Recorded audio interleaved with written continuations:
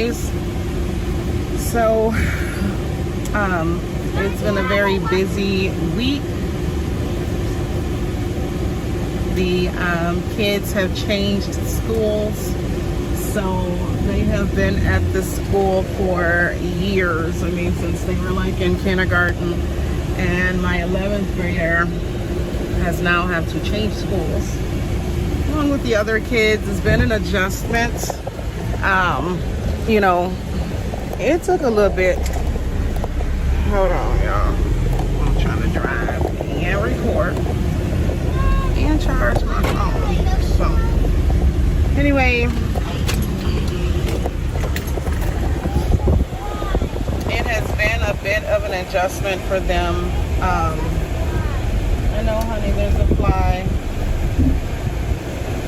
Y'all get out of the street.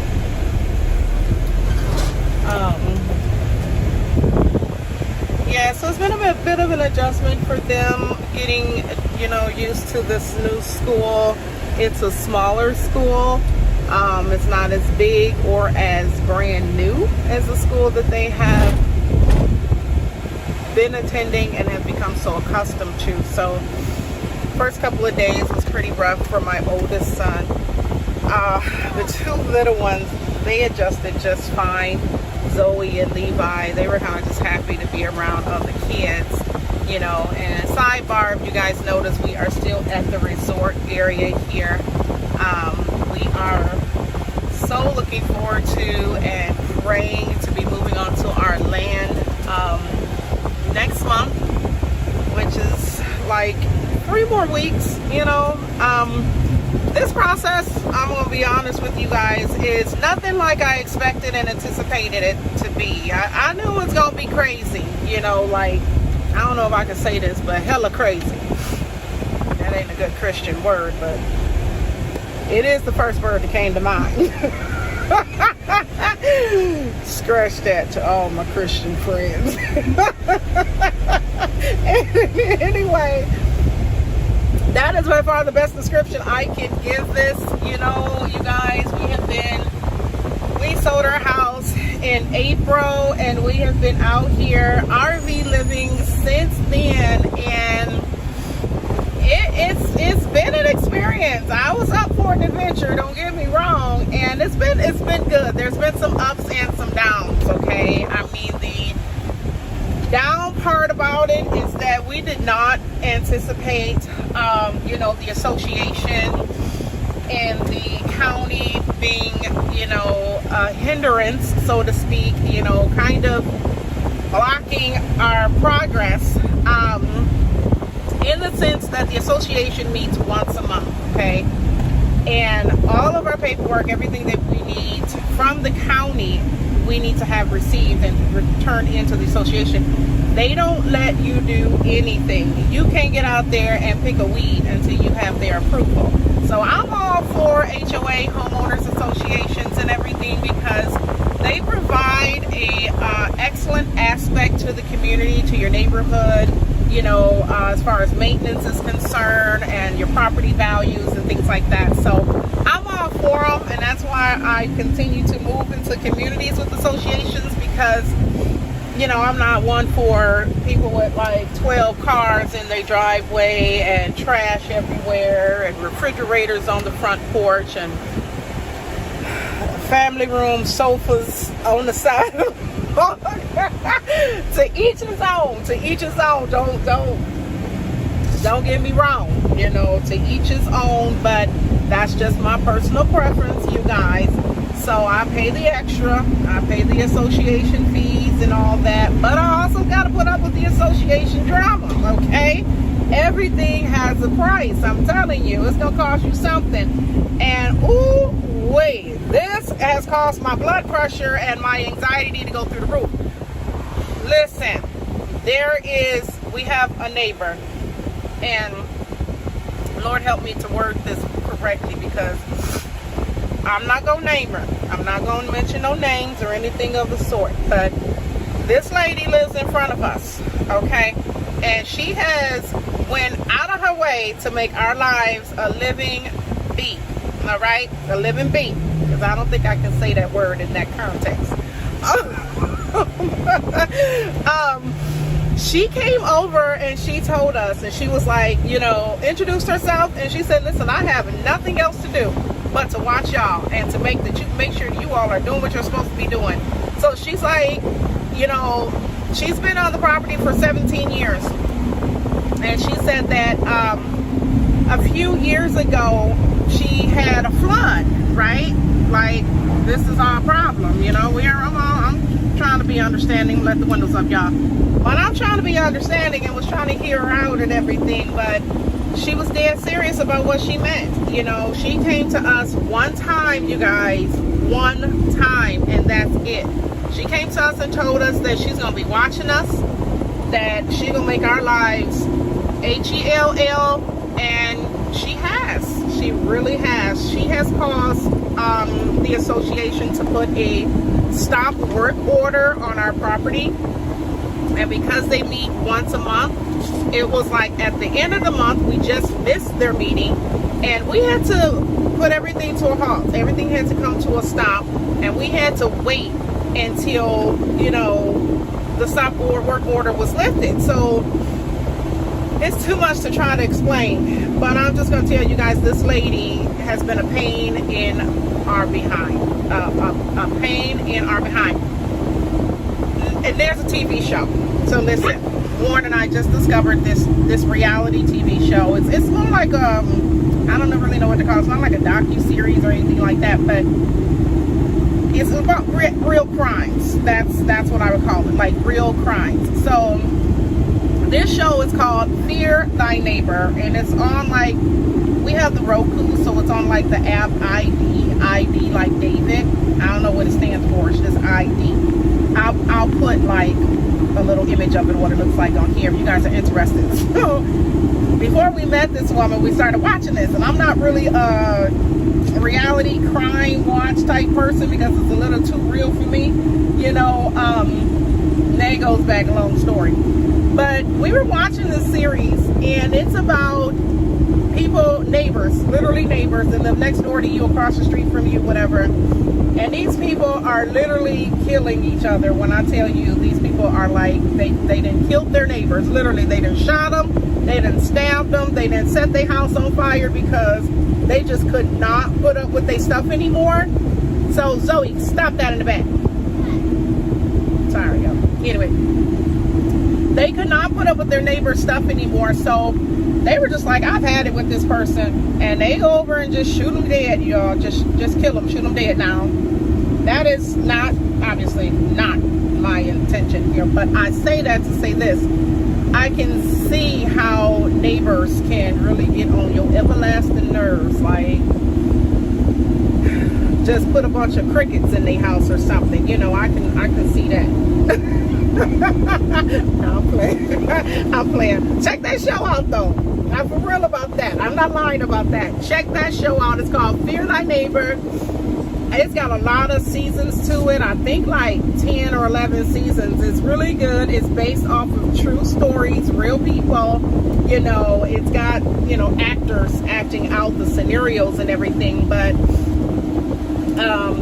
some of the people that are still alive to tell the story, they're in it doing an interview. But check it out. Check it out.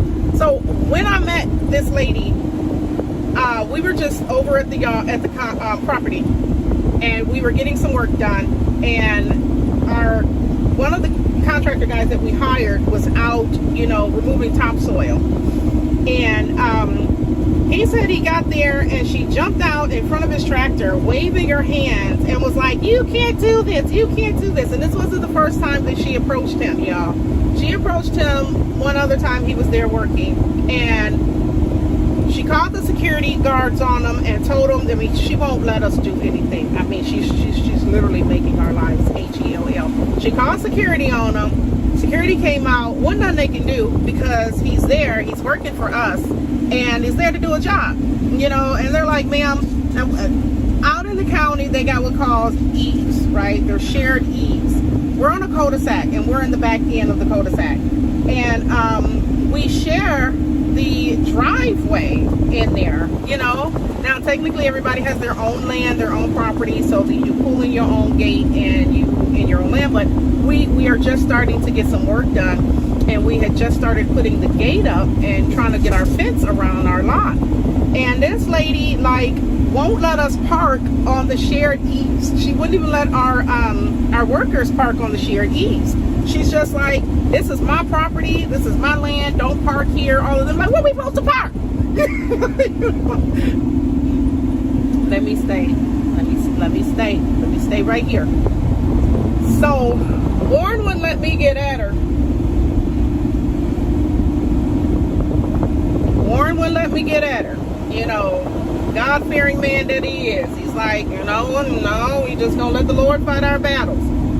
I'm like, I understand, but in a good God-fearing way, I can scare the bejesus out of her without saying anything sinister. You know what I'm saying? Let her come over here again. Let her bring her behind over here while I'm out here. You know what I'm saying? She likes to go out there while Warren's out there, and she likes to address and harass our workers. And I'm like, she came out there with me one time, and I said to her, look, lady, we're not concerned about you. We would do what is necessary, but our primary concern is getting our house on this land and getting my family and these children out this RV and in this house. So I understand your land and everything was flooded, and you have had a hard time with association and people telling you built your house in the wrong location. That's your problem, but you've been here for 17 years. So if you have not dug any trenches for flooding and prevention and things like that, you know, I'm not quite sure what you want us to do, because we bought this land and this is home now. So this home, boo-boo, you might as well get used to seeing our faces. Now, at first I thought she had some issues, you know, like with, you know, the color of the skin and everything, but this lady is just, you know, she has prejudged us. You know, she's called the association, told them we left trash, and I'm like, trash? No trash over there. We ain't got nothing over there. What are you talking about? You know, so she has just been a pain in the butt, to say the least, you guys. I can go on and on and on about things she has done, and apparently it's not just to us. You know, we got a Karen next door, and no worries, because we already, prevention, okay? We got our gate up, so she won't be coming nowhere near me. Don't stay over there. Mind your business. Don't, okay? But if she do, y'all might see me on TV. Y'all might like, you gon' have me coming up on here letting y'all know what the day was, okay? I'm gonna keep y'all posted. But I told the husband, I told the kids, we're just gonna stay away from this woman. We're gonna avoid her as much as possible. We will have fence and a gate up around our property that she can't just come walking up on our door complaining and nagging about every little thing, you know. But I don't know. I don't even know what else to say about that situation besides it has been absolutely annoying. It has been absolutely annoying. We have been going back and forth with the association, and I had to tell them, hey, listen, when I come turn my paperwork in, don't come telling me nothing about what this lady called in here and tell y'all. That's y'all job. That's not mine. Y'all deal with her. I want my paperwork approved. I want y'all to sign off on what needs to be signed off. Give me my job card so we can get over here and get some work done. I don't want to hear about what she called, because she calls. She calls every day. She calls. She called one time. We had a contractor out there, and we were just getting some quotes. You know, we were doing some bidding, and he had just come from another job when he met us over there. And before we even got to the land, this lady called. Well, do you know where she'd be looking from? Because her house is like surrounded by a bunch of trees. It's like, how can she see anything? You know, but the guy's like, no, she up in the trees watching. She ain't looking through them. She up in the watching, right? And I'm like, I can't do this. I can't. I'm not made for this. I can't do this. You know, but anyway, we had to call them and tell them, no, He's not over here doing any work because you need a permit to have your property graded. You need a permit from the county before you can do anything. And the association, they enforce that.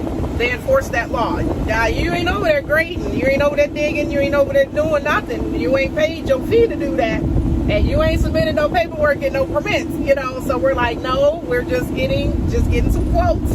We're just pricing. We're getting some bidding, seeing how much this guy would charge us to do the job. And she called them and told them that we had a bobcat out there and the guy was out there working. And she told a bold-faced lie, you guys. And I'm like, okay, all right, y'all. We just gonna let that ride. Just let that ride. So they know us on a first name basis at the association office. They do. They got my cell phone number. They got my email address. They text. We over here, and if such and such calls, this is what we doing today. So I know she up in them trees somewhere watching, but just so y'all know, we out here and this is what we doing. This and that or whatever, and no more, you know.